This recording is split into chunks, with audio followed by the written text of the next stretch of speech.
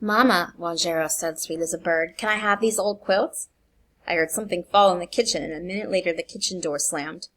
Why don't you take one or two of the others, I asked. These old things was just done by me and Big D from some tops your grandma pieced before she died. No, said Wanjero, I don't want those. They are stitched around the borders by machine. That'll make them last better, I said. That's not the point, said Wanjero. These are all pieces of dresses Grandma used to wear. She did all this stitching by hand. Imagine. She held the quilts securely in her arms, stroking them. Some of the pieces, like those lavender ones, come from old clothes her mother handed down to her, I said, moving up to touch the quilts. Dee, Wanjero, moved back just enough so that I couldn't reach the quilts. They already belonged to her. Imagine, she breathed again, clutching them closely to her bosom. The truth is, I said, I promised to give them quilts to Maggie for when she marries John Thomas. She gasped like a bee had stung her. Maggie can't appreciate these quilts, she said. She'd probably be backward enough to put them to everyday use. I reckon she would, I said. God knows I've been saving 'em for long enough with nobody using 'em. I hope she will. I didn't want to bring up how I had offered Dee, Wanjero, a quilt when she went away to college. Then she had told me they were old-fashioned, out of style. But they're priceless, she was saying now furiously, for she has a temper. Maggie would put them on the bed, and in 5 years they'd be in rags. Less than that.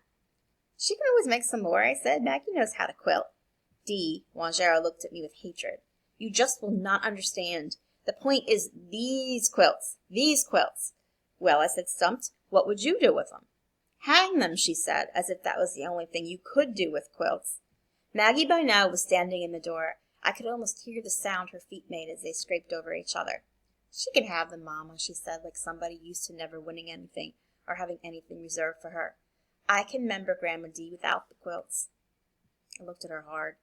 She had filled her bottom lip with checkerberry snuff and gave her face a kind of dopey hangdog look. It was Grandma Dee and Big D who taught her how to quilt herself. She stood there with her scarred hands hidden in the folds of her skirt. She looked at her sister with something like fear, but she wasn't mad at her. This was Maggie's portion. This was the way she knew God to work. When I looked at her like that, something hit me in the top of my head and ran down to the soles of my feet. Just like when I'm in church and the Spirit of God touches me and I get happy and shout. I did something I'd never done before. Hugged Maggie to me, then dragged her on into the room, snatched the quilts out of Miss Wanjero's hands, and dumped them into Maggie's lap. Maggie just sat there on my bed with her mouth open. Take one or two of the others, I said to Dee. But she turned without a word and went out to Hakima Barber. You just don't understand, she said as Maggie and I came out to the car. What don't I understand, I wanted to know. Your heritage, she said, and then she turned to Maggie, kissed her, and said, You ought to try to make something of yourself too, Maggie. It's really a new day for us. But from the way you and Mama still live, you'd never know it.